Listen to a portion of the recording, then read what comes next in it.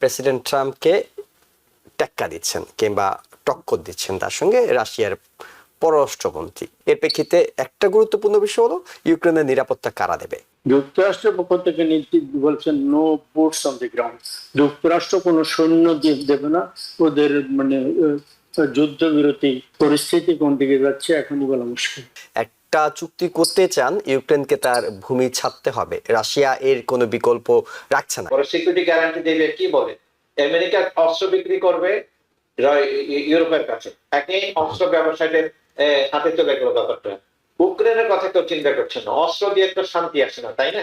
একটা ইউক্রেনকে দাসপট দিয়ে ঢুকতে হবে, ইউক্রেনকে এক্সিস্ট করবে sovereign country, but is a poor, এবং ওই রাশিয়ার ইয়ার মধ্যে বলের মধ্যে থাকবে, বেরিয়ে যেতে পারবে। প্রেসিডেন্ট ট্রাম্পকে টেক্কা দিচ্ছেন কিংবা টক্কর দিচ্ছেন তার সঙ্গে রাশিয়ার পররাষ্ট্রমন্ত্রী সার্গেই ল্যাভরভ। তিনি নানা সত্যগুলো অর্থাৎ আলাস্কার বৈঠকের পরে তিনি ডিসকাশনগুলো তিনি মাঠ গরম করছেন। তিনি বলছেন যে নানা সত্য যেগুলো দিয়েছেন পুতিন আলোচনায় যা যা বলেছেন সেগুলো তিনি এখন একটু একটু করে ফাঁস করছেন, এবং ট্রাম্পও কিছুটা হতাশ হচ্ছেন, কারণ তিনি যতটা আশাবাদী ছিলেন ইউরোপীয় লিডারদের সঙ্গে বৈঠক করার পরে, পুতিনের সঙ্গে বৈঠক করার পরে যত দ্রুত তিনি যুদ্ধ বন্ধ করতে পারবেন বলে মনে করছিলেন, তিনি নিজে এখন বুঝতে পারছেন সেটি সম্ভব হবে না। এবং ল্যাভরভ যে সত্যগুলো দিচ্ছে এর প্রেক্ষিতে একটা গুরুত্বপূর্ণ বিষয় হলো ইউক্রেনের নিরাপত্তা কারা দেবে।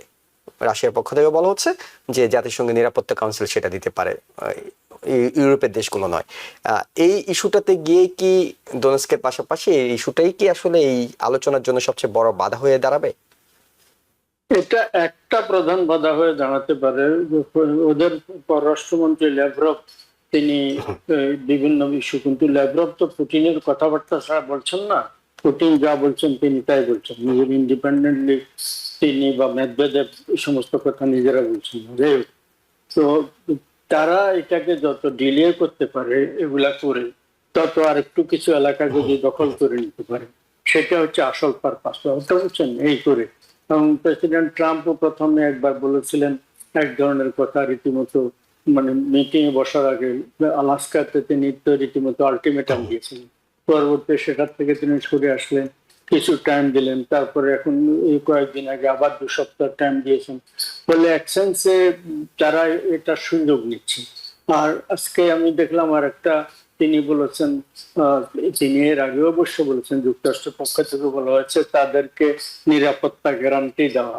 নিরাপত্তা গ্যারান্টি ব্যাপারে তিনি এর আগে আরেকটা কথা, অত্যন্ত ইম্পর্টেন্ট কথা বলেছেন। ফ্রান্স এবং যুক্তরাজ্য এই দুটা দেশ বলেছে তারা তাদের সৈন্য পাঠাবে, অস্ত্র ইত্যাদি ছাড়াও সৈন্য পাঠাবে।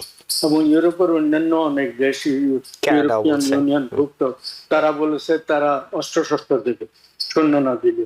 যুক্তরাষ্ট্রের পক্ষ থেকে নীতি বলছেন no boots on the ground. যুক্তরাষ্ট্র কোনো সৈন্য দেবে না।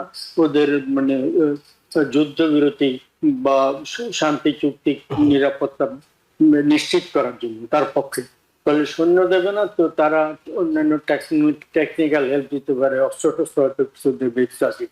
তাহলে পুরো জিনিসটা এখনো আমার কাছে ধোঁয়াশা,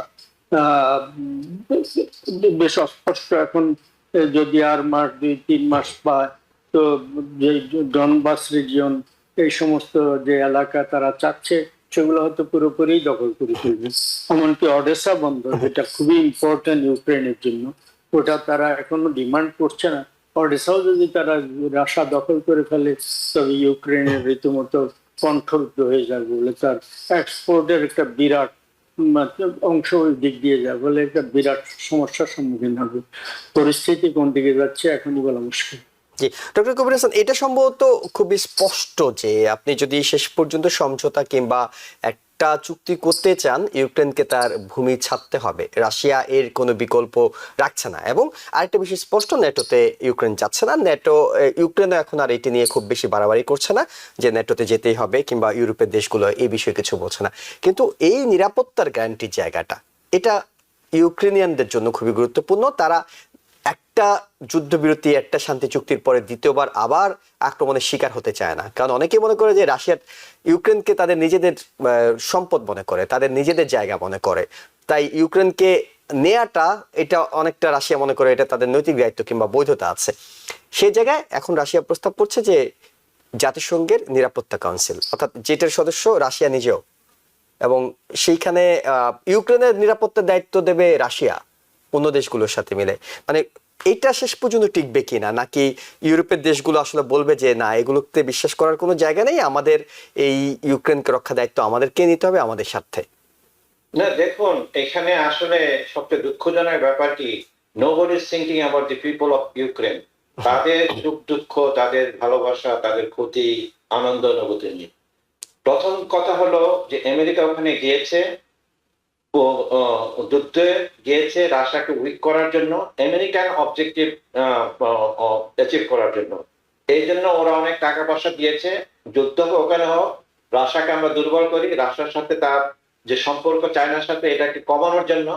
এখন দেখতেছে যে যুদ্ধ তো আর মানে যেটা অ্যাচিভ করতে চেয়েছিল 3 বছর হয়ে গেছে, ওটা অ্যাচিভ করতে পারছে না, বরঞ্চ রাশিয়া এখন বেটার পজিশনে আছে এই যুদ্ধক্ষেত্রে।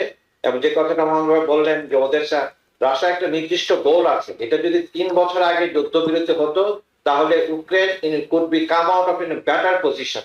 কিন্তু ইউক্রেন আসলেই তাদের হাতে কোনো চিপ নেই, এবং ডোনাল্ড ট্রাম্প যাই বলুক কেন তার তো লোকজন আছে, তার অ্যাডভাইস করছে, তারা এখন তার উইনিং সিচুয়েশনে নাই। আরেকটা ব্যাপার যেটা যে আবার স্বার্থ দেখেন, ওরা সিকিউরিটি গ্যারান্টি দেবে, কি বলে আমেরিকা অস্ত্র বিক্রি করবে ইউরোপের কাছে, একই অস্ত্র ব্যবসায়ীদের হাতে চলে গেল ব্যাপারটা। ইউক্রেনের কথা কেউ চিন্তা করছে না, অস্ত্র দিয়ে তো শান্তি আসে না, তাই না? এখন আমি বিশ্বাস করি আমরা যদি একটা ওয়ার্ল্ডে বসবাস করতে চাই, আমাদের একটা একটা ইউনাইটেড নেশন যদি উদ্দেশ্য ছিল যে আমাদের ঝগড়া বিবাদ হবে, ভাই ভাই হয়, এটা আমি ইউনাইটেড নেশন থেকে আমরা এটাকে সমাধান করবো, ফয়সালা করবো, সেই অবস্থায় আসলে আমাদের সবারই ফিরে যাওয়া উচিত। আর আপনি যে কথাটা বললেন যে রাশিয়া তো ভেটো পাওয়ার আছে, হ্যাঁ আছে, কিন্তু সিকিউরিটি কাউন্সিলের তো 15 জন সদস্য আছে, তাই না? একটা মোরাল অব্লিগেশন আছে, যখন বাইল্যাটারালি হয় তখন কিন্তু আমরা যা ইচ্ছে তাই করতে পারি। এবং আমেরিকা সবচেয়ে দায়ী এই বাইল্যাটারাল এইগুলো করা। যখন ইরাক যখন আক্রমণ করলো, অথবা বিভিন্ন দেশে যখন যায়, তখন তারা ইউনাইটেড নেশনকে বাইপাস করে মানে সরাসরি আক্রমণ করে, ওরা কোয়ালিশন ডেভেলপ করে। তো এই ব্যাপারগুলো আসলে খেল অন্য জায়গায়। আমার মনে হয় না রাশিয়া আস্তে আস্তে তাদের গুটি বের করবে। ডোনাল্ড ট্রাম্প তো অনেক সময় বলে ফেলে অনেক কিছু, আস্তে আস্তে দু একটা কথা বের করবে। আমার মনে হয় যেটা আলটিমেটলি কি হবে, Crimea is gone, NATO is গন, তারপর যেটা হবে ওদের নিউক্লিয়ার কোনো পাওয়ার থাকতে পারবে না। আর যে 4টা অঞ্চল যেটা মোহাম্মদ বললেন, ওরা দখল করে নেবে কয়েকদিন সময়ের মধ্যে, তারপরে বলবে ঠিক আছে শান্তি চুক্তি, আমরা যুদ্ধবিরতি করতে যাই, প্রোভাইডেড এই যে অঞ্চলগুলো দখল করছে ওখানে ওদের হোক, মানে গণভোট হোক, ওরা যে কোন পক্ষে থাকতে যাচ্ছে, ওরা কি ইউক্রেনের সাথে থাকতে যাচ্ছে না রাশিয়ার সাথে থাকতে যাচ্ছে। তো এইভাবে আলটিমেটলি রাশিয়া কিন্তু তার পুরো অবজেক্টিভকে ওরা অ্যাচিভ করতে পারছে। অথচ যদি জেলেনস্কি যদি বুদ্ধিমান হতো, সে ক্রাউন যদি না হতো, সে 2 বছর আগে এগুলো বুঝতে পারতো, তাহলে ইউক্রেনের জনগণের জন্য এটা অনেক উপকার হতো। ইউক্রেনের এত 25% ল্যান্ড ইজ গন, অনেক ওদের লোক রক্তক্ষয় হয়েছে, রাশিয়ারও হয়েছে, ইউক্রেনেরও হয়েছে। ইউক্রেন তো ছোট কান্ট্রি, তাদের একটা এত বেশি ক্ষয়ক্ষতি হয়েছে, ক্ষয়ক্ষতিগুলো পোষানো যেত। কেন জেলেনস্কি এগুলো করতে যাচ্ছে না? আরেকটা ব্যাপার, জেলেনস্কি কিন্তু এখন বৈধ প্রেসিডেন্টও না, যেটা আরেকবার আসবে যে কেন রাশিয়া, আমার মনে হয় না রাশিয়া কোনোদিন পুতিন জেলেনস্কির সাথে বসে কথা বলবে, কারণ তার ভাষায় he is not a legitimate president Ukraine. President Trump আজকে সেটি বলেছেন। প্রেসিডেন্ট ট্রাম্পকে জিজ্ঞেস করা হচ্ছিল কেন বসতে যাচ্ছে না, তিনি বলেছেন কারণ জেলেনস্কিকে পুতিন পছন্দ করে না। না, পছন্দ করে এটা ভাষা, কিন্তু তার কূটনৈতিক ভাষা, সে তো ইলেকশন হওয়ার কথা, ইলেকশন হয়নি, ইলেকশন পোস্টপোন করে রাখছে। তো ঠিক আছে, আমরা ইউক্রেনের সাথে করবো, দরকার একটা লেজিটিমেট গভর্নমেন্ট যারা মানে ইউক্রেনের জনগণ দ্বারা নির্বাচিত হবে, এটা জেলেনস্কি অনেকে হতে পারে।